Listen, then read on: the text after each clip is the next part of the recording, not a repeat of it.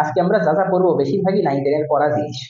তো এই রক্ত সম্পর্কে যেগুলো লেখা আছে এগুলো আমরা পড়ে আসছি, যেরকম রক্ত ঈষৎ ক্ষারীয়, নোনতা। নোনতা হয় একটা জিনিস কখন, আমরা রক্ত যে নোনতা এটা দেখছি তাই না, অনেক সময় যখন ঠোঁট কেটে যায় তখন তো দেখছি যে রক্ত চিতা চিতা লাগে। তো যখন রক্তের যখন ক্ষারীয় হয় একটা উপাদান তখন এটা তিতা লাগে, আর অম্লীয় হইলে টক লাগে। তাহলে বোঝা গেল রক্ত যেহেতু নোনতা তার মানে রক্ত ক্ষারীয়, তাই না? ঈষৎ লবণাক্ত হ্যান ত্যান এইসব দেয়া আছে। রক্তের পিএইচ তাহলে কত হবে যদি ক্ষারীয় হয়? তাহলে কি 7-এর কম হবে না 7-এর বেশি হবে? বেশি। কত বেশি? 10 হয়ে যাবে, তাহলে তো এটা ক্ষারীয় হয়ে যাবে, তাই না? মাঝামাঝিই থাকবে কিন্তু 7-এর আশেপাশেই কিন্তু ক্ষারীয়, তাহলে 7-এর চেয়ে একটু বেশি, তাই না? তাহলে পিএইচ ধরা হয় 7-এর চেয়ে একটু বেশি, 7.4। এটা এভারেজ। যদি আমরা একটু কমাই এখান থেকে তাহলে 7.35 থেকে 7.45 লেখা যায়। তো যদি রেঞ্জ হিসাবে বলা হয় তাহলে এইটা 7.35 থেকে 7.45, আর এভারেজ ধরা হয় 7.4 পিএইচ। তারপর লেখা আছে মানুষের মোট 5 থেকে 6 লিটার রক্ত আছে।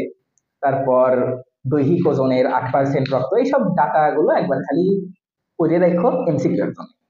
রক্তের কিছু কাজ আছে, তো আমরা আলাদা করে রক্ত রসের কাজ করব, রক্ত কণিকার কাজ করব। যখন এই কাজগুলো আমরা দেখবো তখন এগুলোর কাজ অ্যাড করে দিলেই রক্তের কাজ হয়ে যাবে, তাই না? তাহলে এবার আমরা এরপর দেখি রক্তের উপাদান। পাইছো রক্তের উপাদান প্যারা? রক্তের উপাদান 2 রকম, এটাও আমরা 9-10 পড়ে আসছি। আজকের পড়ার বেশিরভাগই 9-10 পড়া, তাই আমরা অল্প অল্প করে পড়ে তাড়াতাড়ি করে করে দাও। তো এইটা ধরো একটা টেস্ট টিউব, হ্যাঁ? টেস্ট টিউবের মধ্যে যদি আমরা রক্ত নেই, একটা টেস্ট টিউবের মধ্যে ধরো রক্ত নিছি, রক্ত নিয়ে এইটাকে কিছুক্ষণ রেখে দিছি, অথবা সেন্ট্রিফিউজ মেশিন আছে এটাই ঘুরাইছি, তাহলে দেখা যাবে যে রক্তের যে কোষগুলো আছে কোষগুলো নিচে এসে জমা হয়েছে। এইগুলোকে আমরা বলি রক্তকণিকা। তাহলে রক্তের যে কোষগুলো এইগুলোকে আমরা বলি রক্তকণিকা। আর উপরে যে জিনিসগুলো থাকবে পানি অংশ, এই পানি অংশগুলোকে বলা হয় রক্তরস। তাহলে বোঝাই যাচ্ছে রক্তরস তো অনেক বেশি থাকবে, তাই না? 55%ই রক্তরস, আর 45% হলো রক্তকণিকা, তাই না? তাহলে রক্তরসের প্রধান উপাদান কি? পানি। এই যে পানি থাকে। তাহলে রক্তরসের কি কি উপাদান সেটা আমরা দেখি এখন। রক্তরসের আমরা বুঝলাম যে রক্তরস আছে 55%, রক্তরসের আবার বেশিরভাগ অংশই পানি, তাই না? সেজন্য আমরা দেখছি যে কার্বন ডাই অক্সাইড পানির সাথে বিক্রিয়া করে। তো রক্তরসের 90 থেকে 92%ই হলো পানি। তাহলে বাকিটুকু কি? বাকিটুকু কঠিন পদার্থ, মানে রক্তরসের মধ্যে দ্রবীভূত কিছু কঠিন পদার্থ আছে, কার্বন ডাই অক্সাইডও আছে, অন্য আরো জিনিসপত্র আছে। তাহলে 90 থেকে 92% পানি, বাকি কতটুকু কঠিন পদার্থ? 8 থেকে 10%। তাহলে 8 থেকে 10% হলো কঠিন পদার্থ। এখন এই কঠিন পদার্থগুলো আবার বিভিন্ন রকম আছে। কঠিন পদার্থের মধ্যে মোটা দাগে 2টা ভাগে ভাগ করা যায়। কিছু হইল জৈব পদার্থ আর কিছু হইল অজৈব পদার্থ। তো যেহেতু আমাদের দেহটা জীবদেহ, তাহলে আমাদের দেহে কি জৈব পদার্থ বেশি হবে না অজৈব পদার্থ বেশি হবে? জৈব পদার্থ বেশি হবে। তো এই 8 থেকে 10%-এর মধ্যে আবার দেখা যাবে 7 থেকে 9%ই জৈব পদার্থ, আর বাকি থাকলো কত? 1%। 1%-এরও কম দেয়া আছে, 0.9% হয়ে। এইটুকু হলো অজৈব পদার্থ। এখন এই যে জৈব পদার্থ বললাম, এই জৈব পদার্থ আবার কয়েক রকম আছে। জৈব পদার্থের মধ্যে কিছু হলো প্লাজমা প্রোটিন। প্লাজমা মানে কি? রক্তরস, এটা আমরা পড়ছি। Plasma protein. কিছু পদার্থ হইল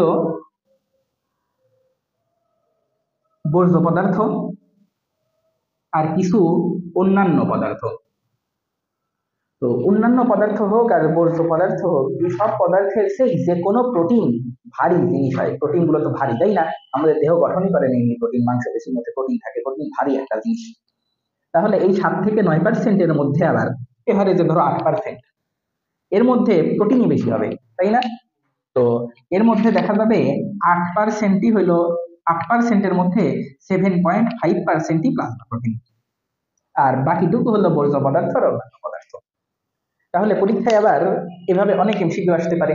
রক্তরস কত পার্সেন্ট? 55%। রক্তরসে পানি কত পার্সেন্ট? 90 থেকে 92%। আবার জৈব পদার্থ কত পার্সেন্ট? 7 থেকে 9%। অথবা রক্তে প্লাজমা প্রোটিন কত পার্সেন্ট? প্লাজমা প্রোটিন তো এর মধ্যে আবার আরো কম, 7.5%। প্লাজমা প্রোটিন কি কি আছে? প্লাজমা প্রোটিন 4 রকম আছে, প্রধান প্লাজমা প্রোটিন 4 রকম মনে রাখবো।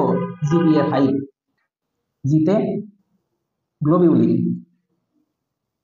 পিতে প্রথ্রম্বিন,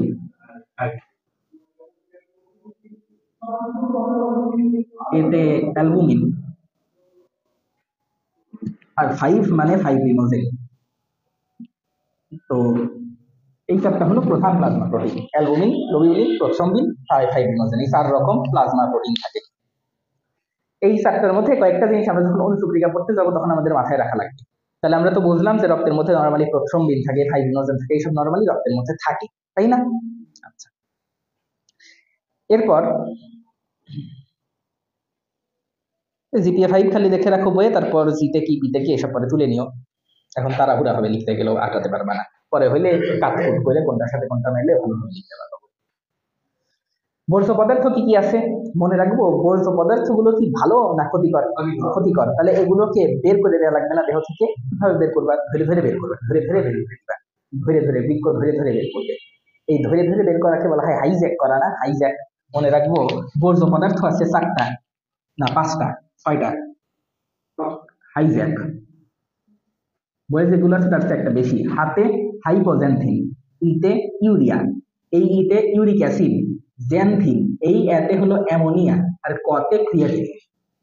আবার বলি, হাইপোজেনথিন, urea, uric acid, xanthine, ammonia, creatine. এখন আমরা রক্তকণিকার মধ্যে কি আছে সেটা দেখি।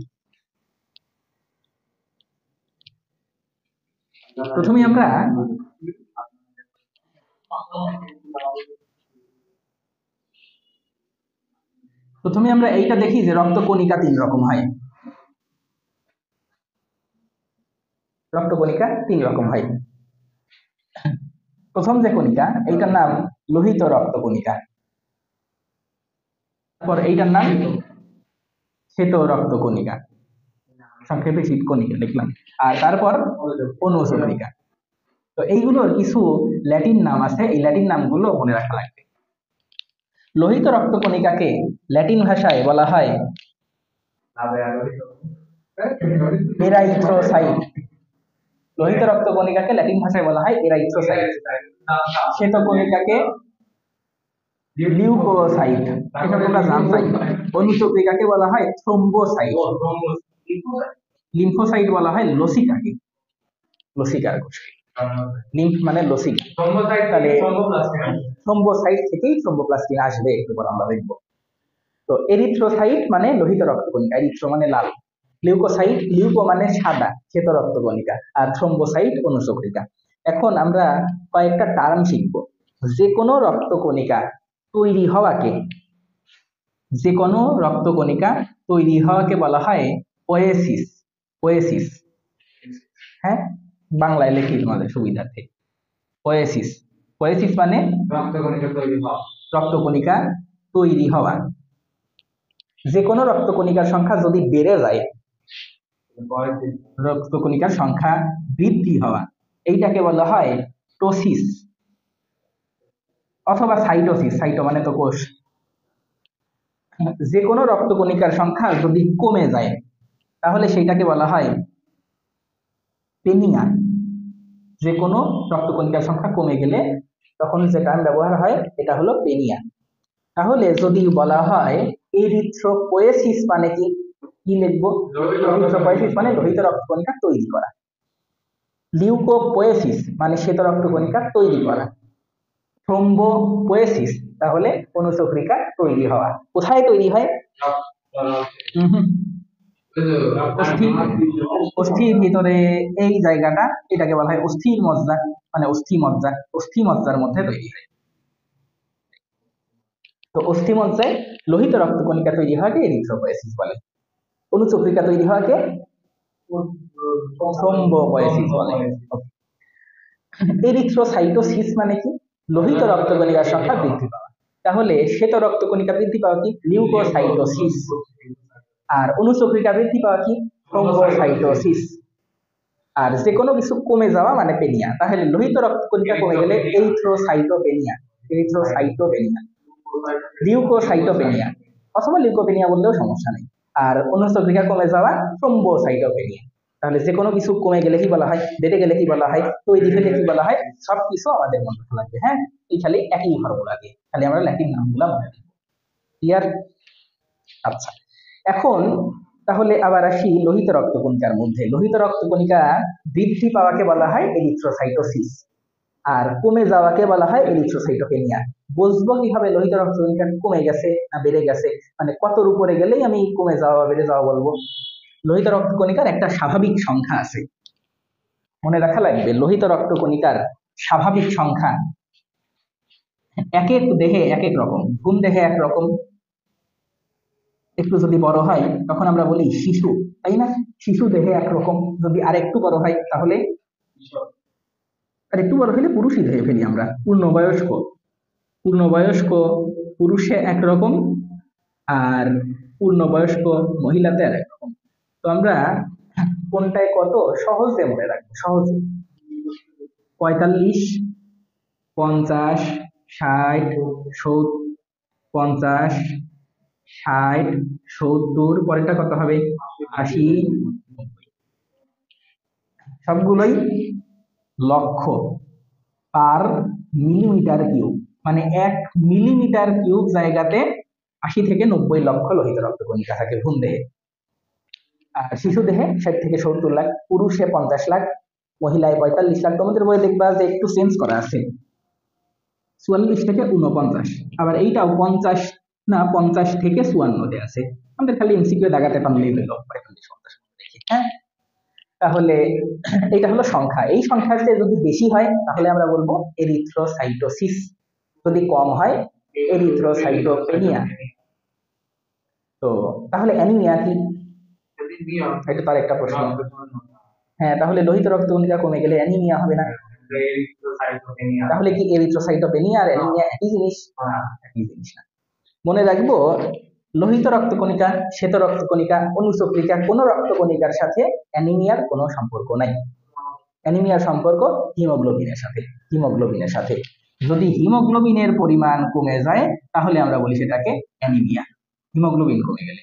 এখন হিমোগ্লোবিন, ধরো তোমার অনেক লোহিত রক্তকণিকা আছে, কিন্তু লোহিত রক্তকণিকার মধ্যে হিমোগ্লোবিনের পরিমাণই কমে গেছে আগেরটাই, তাহলে তো দেহের টোটাল হিমোগ্লোবিন কমে যাবে, তাই না? তাহলে অ্যানিমিয়া হতে পারে, লোহিত রক্তকণিকার সাথে সম্পর্ক। না, বাচ্চার মাদেরও হইতে পারে। যখন তার পেটে বাচ্চা আছে তখন তার তো বেশি বেশি লৌহ দরকার, বেশি বেশি হিমোগ্লোবিন তৈরি করা দরকার। সে অবস্থায় যদি তুমি না খাওয়াই মেরে ফেলার চেষ্টা করো তাহলে তো অ্যানিমিয়া হয়ে যাবে, তাই না? হ্যাঁ, তখন তো ইনজেকশন দেয়াই হয়। যদি এরকম অবস্থায় কেউ যায় তাহলে তো আর তাকে ছেড়ে দেওয়া হয় না, বা তোমার বাচ্চা মরে যাক, তুমি বাচ্চা মরে গেলে তুমিও বেহেস্তে চলে যাবে, এরকম করে আল্লাহ ছেড়ে দেয় না। হ্যাঁ, ইনজেকশন তো দেয়াই হয়, এটা তো কমন সেন্সের প্রশ্ন। কিন্তু তাই বলে কি তুমি তোমার বউকে খাওয়াবা না, খাওয়ার দাওয়ার দিবা না, সারাদিন ফেলায় রাখবা, আর তারপর ডাক্তারের কাছে ইনজেকশন দেওয়া? ইনজেকশন দিতে অনেক খরচ না? অনেক খরচ অবশ্য, তার চেয়ে খাওয়ানোই ভালো, তাই না? ইনজেকশনের তো খরচটা চলো বেশি হবে। ঠিক আছে, লোহিত রক্তকণিকার গড় আয়ু কতদিন? এই জিনিসগুলো আসলে সবই এমসিকিউ এর মতো গড় বাঁধা পড়া, তারপরে আমি চেষ্টা করতেছি একটু আধটু করে বলে বলে তোমাদের মাথায় যদি একটু থাকে কোনোভাবে তাহলে থাকাতে। 120 দিন, 4 মাস পর পর রক্ত দেয়, তাহলে লোহিত রক্তকণিকা আবার তৈরি হবে 4 মাস পরে, তখন আমি আবার রক্ত দিতে পারবো। তাহলে মনে রাখলে লোহিত রক্তকণিকার গড় আয়ু 120 দিন বা 4 মাস। তো আচ্ছা, কই থেকে কি তৈরি হয় সব আমরা শুনছি। এখন তাহলে শ্বেত রক্তকণিকায় আসি। শ্বেত রক্তকণিকার দুইটা টাইপ আছে। শ্বেত রক্তকণিকা দুই রকম হয়। কিছু শ্বেত রক্তকণিকায় দানা থাকে, দানাকে আমরা ল্যাটিন ভাষায় বলি গ্র্যানিউল। গ্র্যানিউল, গ্র্যানিউল মানে দানা। তো তাহলে যে শ্বেত রক্তকণিকা গুলোতে গ্র্যানিউল আছে, সাইট মানে তো কোষ, কোষের মধ্যে গ্র্যানিউল আছে বা দানা আছে, সেই জন্য এটাকে বলা হয় গ্র্যানিউলোসাইট। আর যে শ্বেত রক্তকণিকা গুলোতে দানা নাই, গ্র্যানিউল নাই, সেইটাকে কি বলা হয়? নাই মানে কি? এ মানে কি? অ্যাবসেন্ট। তাহলে এটাকে বলা হবে এ গ্র্যানিউলোসাইট। এ মানে অ্যাবসেন্ট, গ্র্যানিউলোসাইট মানে সাইট বা কোষের মধ্যে গ্র্যানিউল, অর্থাৎ কোষের মধ্যে দানা অ্যাবসেন্ট। তাহলে গ্র্যানিউলোসাইট মানে তাহলে এর মধ্যে দানা আছে নাকি নাই?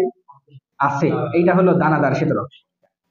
গ্র্যানিউলোসাইট মানে এইটার মধ্যে দানা নাই, অদানাদার শ্বেত রক্ত। কণিকা। আমিও তো কিছুই বুঝাচ্ছি না। যেমন আদনান বলো গ্র্যানুলোসাইট মানে কি, তাহলে না দেখে বলতে পারবা কি বলো? দেখছো আমিও কিছু পড়াই না, হয়তো স্যারের মতো গ্র্যানিউল মানে দানা, তাহলে গ্র্যানিউলোসাইট মানে দানাদার কোষ। আদনান তুমি এইবার মনোযোগ দাও, গ্র্যানিউলোসাইট এ মানে কি আদনান? এ মানে অ্যাবসেন্ট, এটা মনে রাখতে বলছি তাই না? এই 2 বছরই তোমাদের মনে রাখতে বলছি এ মানে অ্যাবসেন্ট, এ মানে অ্যাবসেন্ট। আর গ্র্যানিউল মানে দানা, তাহলে গ্র্যানিউলোসাইট মানে যে কোষের মধ্যে দানা নাই।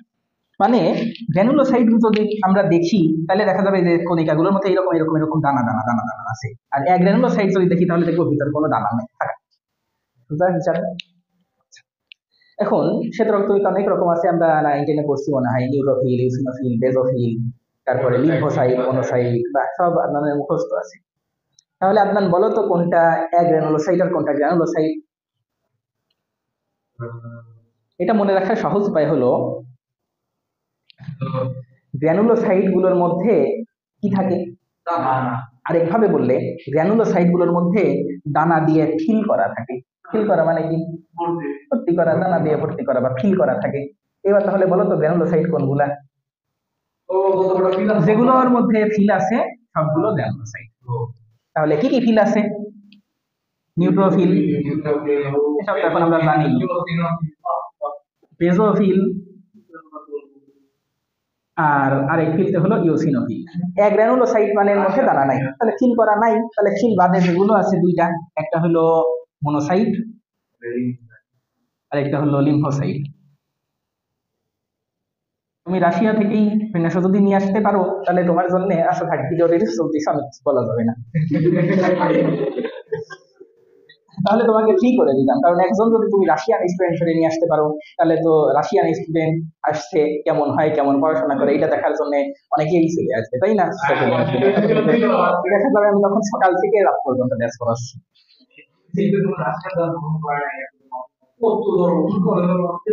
এখন এদিকে তাকাও, ওই ছোট বাচ্চা ধরে নিয়ে এসে তুমি বায়োলজি পড়াতে পারবা না, তাই না? সরে সরে তুমি পড়াতে পারবা।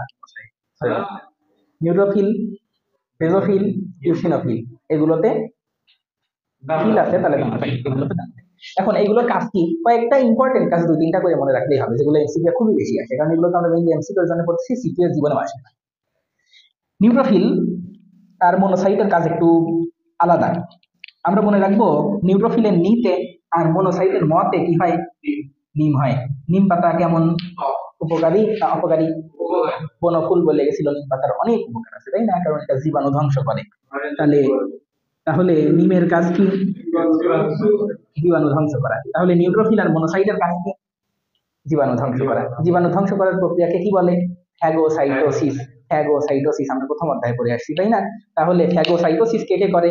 নিউট্রোফিল আর মনোসাইট। ফ্যাগোসাইটোসিস হয় নিউট্রোফিল আর মনোসাইট, সেজন্য এদেরকে ফ্যাগোসাইটিক কণিকা বলা হয়। তাহলে বেজোফিলের কাজ কি আর ইওসিনোফিলের কাজ কি?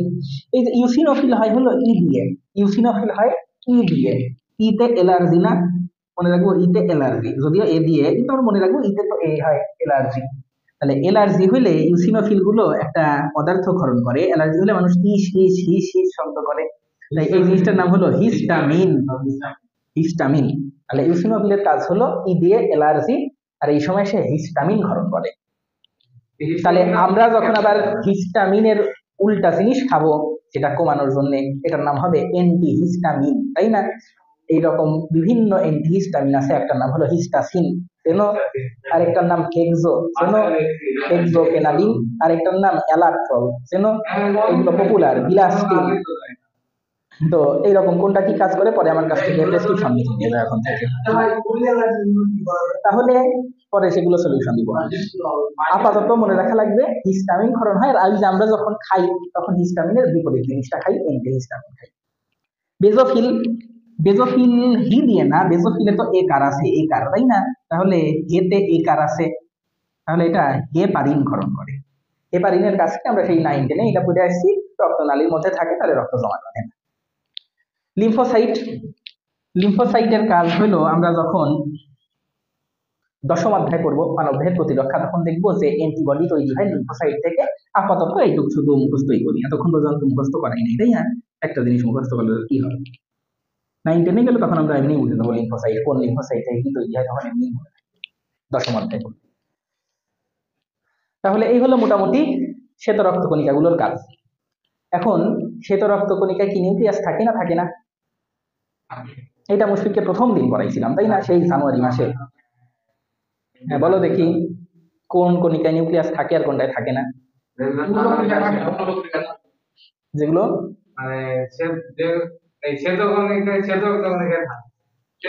থাকে আর লোহিততেও থাকে। কেন থাকে?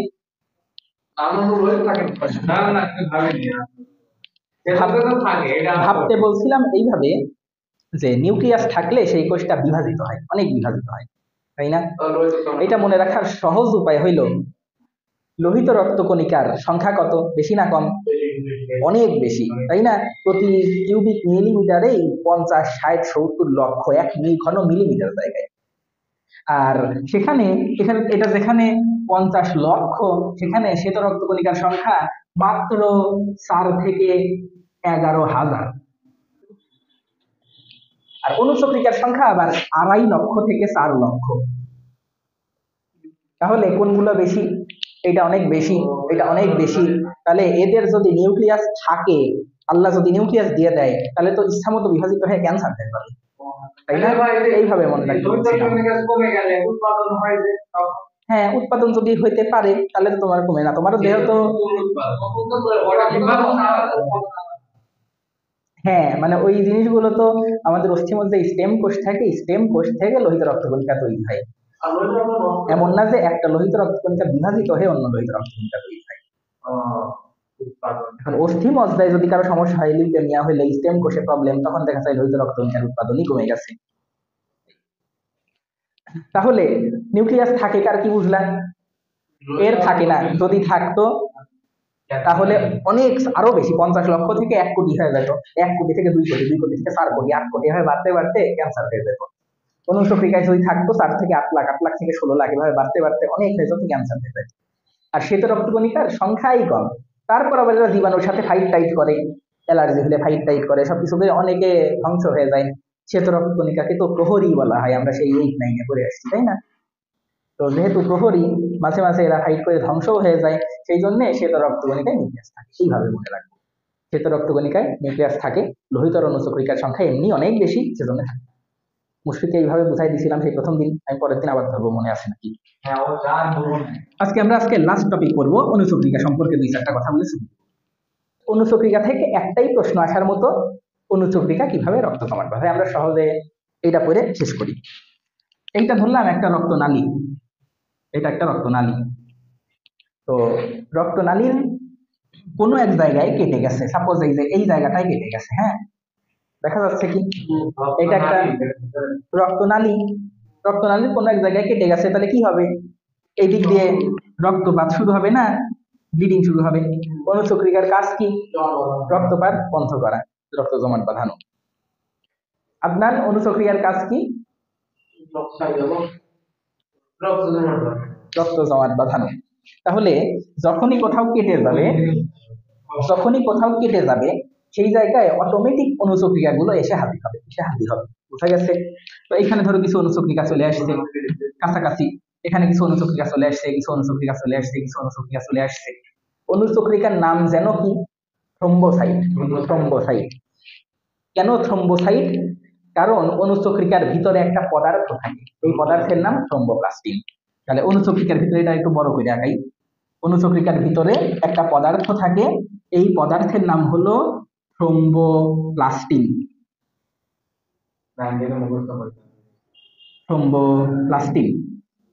থ্রম্বোপ্লাস্টিন থাকার কারণে নাম হয়েছে থ্রম্বোসাইট হিসাব। তো থ্রম্বোপ্লাস্টিন এখন কি করার চেষ্টা করবে? থ্রম্বোপ্লাস্টিন গুলো এখন বের হয়ে আসবে অনুচক্রিকা থেকে, এসে এখানে রক্তপাত ঠেকানোর সৃষ্টি করবে। এখন ঠেকানোর সহজ একটা উপায় আছে।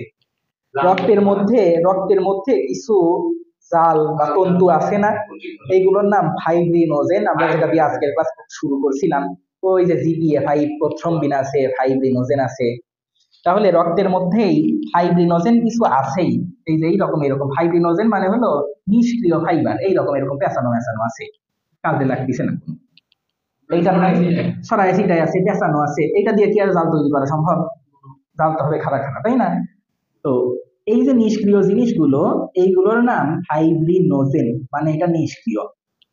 ক্লিয়ার? এইটাকে যদি খাড়া খাড়া করে দিতে পারে, এই যে এইরকম এইরকম এইরকম করে দিতে পারে, তাহলে তো এখানে জাল তৈরি হয়ে যাবে, রক্ত বের হবে না, তাই না? যখন এটা সক্রিয় হয়ে যাবে, খারাপ হয়ে যাবে, তখন এটার নাম কি হবে? পেপসিনোজেন। সক্রিয় হলে নাম কি হয়? পেপসিন। তাহলে ফাইব্রিনোজেন সক্রিয় হলে নাম কি হবে? ফাইব্রিন। এই তুমি কই আছো আজি? পেপসিনোজেন নিষ্ক্রিয়, সক্রিয় হলে হয় পেপসিন। ফাইব্রিনোজেন নিষ্ক্রিয়, এইটাকে সক্রিয় করলে নাম হবে ফাইব্রিন। বুঝা গেছে? ফাইব্রিন। একটা ফাইব্রিন লাগবে না অনেক ফাইব্রিন লাগবে? অনেক ফাইব্রিন লাগবে, তো এটাকে ফাইব্রিন পলিমার বলা হয়, সেটা পরে আসি। তাহলে সোজা কথা আমরা বুঝতে পারলাম, যখন কোথাও কেটে যায়, তাহলে রক্তের মধ্যে তো ফাইব্রিনোজেন ছিলই, এগুলোকেই শুধু সক্রিয় করে ফাইব্রিন বানানো লাগবে। সেটা বানানোর জন্য থ্রোম্বোপ্লাস্টিন আছে, কিন্তু থ্রোম্বোপ্লাস্টিন ফাইব্রিনোজেনকে ফাইব্রিন বানাতে পারে না। তাহলে এর আরেকটা জিনিসের সাহায্য নিতে হয়। রক্তের মধ্যেই আরেকটা প্রোটিন ছিল GPA5, এখানে পিতে কি? প্রথমবিন। বাহ, আপনার চুপ করে বসে থাকে, কিন্তু যখন হুট করে কোনো একটা কিছু বলে একদম তাক লাগায়, এটাই না বোমা মারে। তাছাড়া অন্য সময় বসেই থাকে, গুলি খাই শুধু, মারতে পারে না। মারলে বোমা মারে। উত্তর কোরিয়া। প্রথম বিন, প্রথম বিনকে থ্রোম্বোপ্লাস্টিন এসে থ্রোম্বিন বানায়, সক্রিয় করে। প্রো থাকলে তো নিষ্ক্রিয়, তাই না? এখন এই থ্রোম্বিন গুলো গিয়ে ফাইব্রিনোজেনকে ফাইব্রিন বানায়, ফাইব্রিনোজেনকে ফাইব্রিন, মানে মাঝখানে এই ধাপটুকু এক্সট্রা লেখা লাগবে আমাদের। ক্লিয়ার? তাহলে এইটাই বইয়ে বিশাল দ্বিতীয় আকারে অনেক কঠিন করে দেওয়া আছে। সেটা কিভাবে লেখা আছে? সেটা ওইভাবেই লেখা আছে, যখন কোথাও কেটে যাবে তখন সেখানে অনুচক্রিকা গুলো চলে আসবে, তাই না? অনুচক্রিকা এসে অনুচক্রিকার ভিতর থেকে, চিত্র দেখো আর বলো, অনুচক্রিকার ভিতর থেকে কি বের হবে? অনুচক্রিকার ভিতর থেকে থ্রোম্বোপ্লাস্টিন বের হবে। 30 মিনিটে আপনি 10 মিনিট পড়াই দিয়েছেন। থ্রোম্বোপ্লাস্টিন, থ্রোম্বোপ্লাস্টিন কি করবে? থ্রোম্বোপ্লাস্টিন ফাইব্রিনোজেনকে ফাইব্রিন বানাতে চাবে, এইভাবে আমরা মনে রাখবো, কিন্তু পারবে না। এরা প্রথম বিনকে তাহলে থ্রোম্বিন বানাবে। থ্রোম্বোপ্লাস্টিন এসে প্রথম বিনকে থ্রোম্বিন বানাবে, এটা তাহলে দ্বিতীয় ধাপ। এইবার থ্রোম্বিন গিয়ে ফাইব্রিনোজেনকে ফাইব্রিন বানাবে, ফাইব্রিনোজেনকে ফাইব্রিন বানাবে। এখন ফাইব্রিন কি একটা না অনেক থাকবে? অনেক। তাহলে অনেক ফাইব্রিন মিলে লাস্টে আবার বই আরেকটা জিনিস লেখা আছে যে একটা ফাইব্রিন, এটাকে বলা হয় ফাইব্রিন মোনোমার। আর অনেক ফাইব্রিন যখন মিলে যাবে তখন হয়ে যাবে ফাইব্রিন পলিমার। তখন দেখা যাবে এরকম অনেক ফাইব্রিন এসে একা একা করে লেগে গেছে। যখন অনেকগুলো একসঙ্গে এরকম লেগে যাবে, তখন এটা তো জাল সৃষ্টি করে ফেলছে, তাই না? তো এই জালে রক্তকণিকা গুলো বাধাপ্রাপ্ত হবে, আর বের হতে পারবে না। তাহলে রক্ত পড়াই বন্ধ হয়ে যাবে, নাকি শুধু রক্তকণিকা বের হওয়া বন্ধ হবে? রক্তকণিকা বের হওয়া বন্ধ হবে, প্রোটিন টোটিন যা আছে এইসব বের হওয়া বন্ধ হবে, কিন্তু রক্তের শুধু তরল অংশ যেটা থাকে সেটা তখনও এর মধ্যে দিয়ে বের হইতেই থাকবে। রক্ত রসও না, কারণ রক্ত রসের মধ্যেও তো অনেক প্রোটিন থাকে, উপাদান থাকে। তাহলে কোথাও কেটে গেলে পরীক্ষায় যাই বিক্রিয়া আকারেই লেখা লাগবে, অনুচক্রিকা চলে আসে, এসে থ্রোম্বোপ্লাস্টিন বের করে, কারণ এর নামই থ্রোম্বোসাইট। তারপর সেই থ্রোম্বোপ্লাস্টিন গুলো গিয়ে প্রথ্রম্বিনকে থ্রোম্বিন বানায়, থ্রোম্বোপ্লাস্টিন প্রথ্রম্বিনকে থ্রোম্বিন বানায়। এই থ্রোম্বিন গুলো আবার ফাইব্রিনোজেনকে ফাইব্রিন বানায়, তাই না? আর এই ফাইব্রিন মোনোমার গুলো আবার এক হয়ে ফাইব্রিন পলিমার হয়, তাহলে রক্ত এখানে জমা হয়ে যায়, রক্ত আর বের হয় না। ক্লিয়ার? এখন দেখো বইয়ের ডান পাশে একটা ছক দেয়া আছে, এই ছকের মধ্যে প্লাজমা আর সেরামের পার্থক্য দেয়া আছে। প্লাজমা মানে কি? রক্তের তরল অংশটাই রক্তরস। শুধু একটা জিনিস মনে রাখো, রক্তের যে তরল অংশ মানে রক্তরস, এটাই প্লাজমা। তাহলে রক্তরসই প্লাজমা। ক্লিয়ার? রক্তরসটাই হলো প্লাজমা। হ্যাঁ, আর রক্তরস থেকে ক্লটিং ফ্যাক্টর বিয়োগ করছি। তাহলে যে জিনিসটা হয়েছে এটা হলো সিরাম। ক্লটিং ফ্যাক্টর কোনগুলা? ক্লটিং ফ্যাক্টর হলো জমাট বাঁধার উপাদান, ওই যে জিপিএ5, globulin, albumin, prothrombin, fibrinogen, mainly prothrombin, fibrinogen, calcium ion, আরো নানান কিছু লাগে যেগুলো থ্রম্বোপ্লাস্টিন। এইগুলো তুমি যখন বাদ দিবা, জমাট বাঁধার উপাদানগুলো বাদ দিবা, তখন ওইটার নাম হবে সিরাম। ক্লিয়ার? রক্ত রস আর প্লাজমা একই জিনিস, প্লাজমা থেকেই ক্লটিং ফ্যাক্টরটা বাদ দিলে সিরাম হয়। তাহলে দুটার পার্থক্য কি হবে? আমাদের দেহের মধ্যে কোনটা পাওয়া যাবে আর কোনটা পাওয়া যাবে না, নাকি দুইটাই পাওয়া যাবে? কিভাবে দুইটাই পাওয়া যাবে? আমাদের দেহের মধ্যে তো সবসময় ক্লটিং ফ্যাক্টর থাকবেই, তাই না? তাহলে মেইন পার্থক্য হলো আমাদের দেহে যেটা পাওয়া যায় সেটা হলো প্লাজমা, আর যদি আমরা ল্যাবরেটরিতে নিয়ে এসে ক্লটিং ফ্যাক্টর আলাদা করি, তাহলে যেটা তৈরি হবে সেটা সিরাম। তাহলে তো এবার পার্থক্য সহজ, তাই না?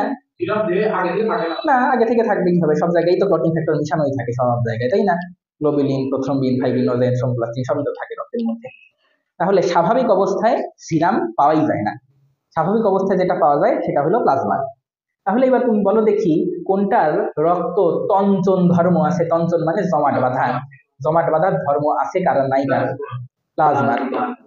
কারণ প্লাজমার মধ্যে ক্লটিং ফ্যাক্টর আছে, আর ক্লটিং ফ্যাক্টর জমাট বাঁধার উপাদান বাদ দিয়ে সিরাম পাইছি, তাহলে সিরামের রক্ত জমাট বাঁধার ধর্ম নাই, তঞ্চন ধর্ম অনুপস্থিত। মনে থাকবে? আচ্ছা, আর আরেকটা জিনিস, যদি ক্লটিং ফ্যাক্টর না থাকে, ক্লটিং ফ্যাক্টর নাই কোনটায়? সিরামে। আর প্লাজমার মধ্যে ক্লটিং ফ্যাক্টর আছে, প্রোটিন টোটিন আছে, তাহলে কোনটা বেশি ঘন হবে, সিরাম না প্লাজমা? প্লাজমা ঘন হবে, প্লাজমার আপেক্ষিক গুরুত্ব বেশি হবে প্লাজমাতে। তাহলে পানির পরিমাণ কম হবে না বেশি হবে? কম হবে। ঘন যে, তাহলে পানির পরিমাণ কম, প্রোটিন বেশি। আর আর সিরামে পানির পরিমাণ বেশি হয়, প্রায় পুরাটুকুই পানি হবে।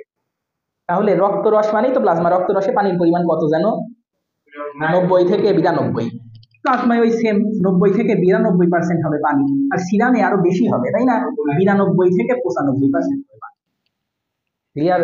তাহলে এই হলো প্লাজমা আর সিরামের পার্থক্য। তোমাদের আজকের বাড়ির কাজ প্লাজমা আর সিরামের পার্থক্য লিখে নিয়ে আসবা, অনুচক্রিকা কিভাবে জমাট বাঁধায় এই জিনিসগুলো নিয়ে আসবা। হ্যাঁ, মুশফিক প্রশ্ন করছে, দেখো লাস্ট আজকের টপিক, সেরোটোনিন জিনিসটা কি? সেরোটোনিন হলো একটা উপাদান, সেরোটোনিন হলো একটা উপাদান যেটা এই যে রতে হইল রক্তনালী, রতে রক্তনালী, আর শতে সংকোচন। তাহলে সেরোটোনিনের কাজ কি? রক্তনালীকে সংকোচন করা। আদনান, সেরোটোনিনের কাজ কি? রক্তনালীকে সংকোচন করা। রতে রক্তনালী, শতে সংকোচন, রক্তনালীর সংকোচন করে, সোজা হিসাব। তাহলে সেরোটোনিন কোন কণিকা ক্ষরণ করবে? ক্লু দেই, রক্তনালী সংকোচন হলে কি সুবিধা হবে? সংকোচন হলে কি জীবাণু আক্রমণ করা অসুবিধা এরকম কিছু, অক্সিজেন কার্বন ডাইঅক্সাইড পরিবহন করা এরকম কিছু, নাকি রক্ত জমাট বাঁধানো অসুবিধা এরকম কিছু? রক্ত জমাট বাঁধানো অসুবিধা, কারণ রক্তপাত হবে না। এইখানে রক্তনালী এইটুক হয়ে গেছে, তাহলে রক্ত কি বেশি বের হবে এই দিক দিয়ে নাকি কম বের হবে? রক্তনালী যদি চেপে যায় তাহলে তো রক্তের ফ্লোই কমে যাবে। কোথাও যদি কেটে যায়, আমরা ওই জায়গায় চাপ দিয়ে ধরে থাকি না, তাহলে রক্তপাত একসময় বন্ধ হয়। তো অনুচক্রিকা অটোমেটিক সেরোটোনিন ক্ষরণ করে, তখন সেরোটোনিন রতে রক্তনালী শতে সংকোচন করে দেয়, তাহলে রক্তপাত বন্ধ। বুঝা গেছে?